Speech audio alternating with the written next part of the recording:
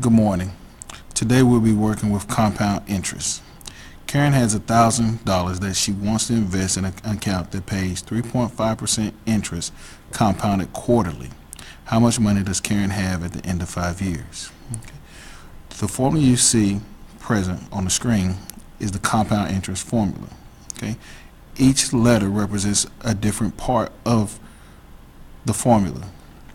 A is the amount after the set time that's given. P is your principal, which is your initial investment. Rate is the rate, but this percent must be written as a decimal in order to use it in the formula.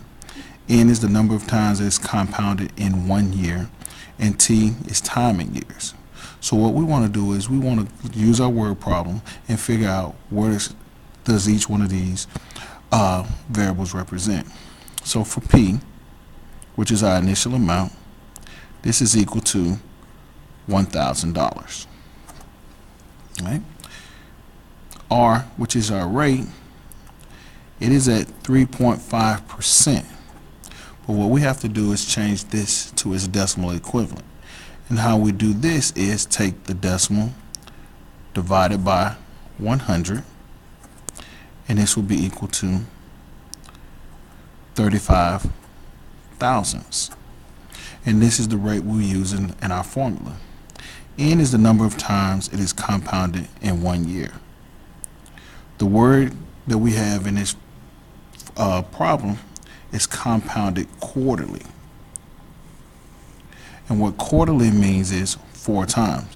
So in this case, N is equal to 4. And T is time in years. It says how much money does Karen have at the end of 5 years? So T is equal to 5. And what we have to do is put everything into the formula. So A is equal to 1,000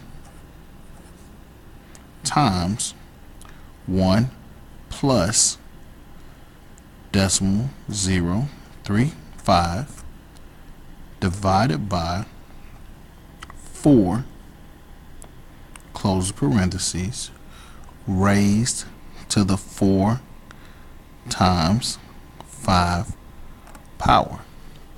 And what we're going to do at this point is we're going to put this formula in on our calculator. So if you can see here, if it shows up, we have 1,000 parentheses 1 plus. To get this fraction we need, we go to alpha y equal, and that's n divided by d is your numerator divided by denominator, and we're going to put in decimal 0.35 as the numerator, 4 as the denominator, arrow out and close the parentheses, and we're going to raise it to the 4 times 5 power, and this will give us our answer. Okay, comes up as 1,190, and it has a bunch of numbers after the decimal.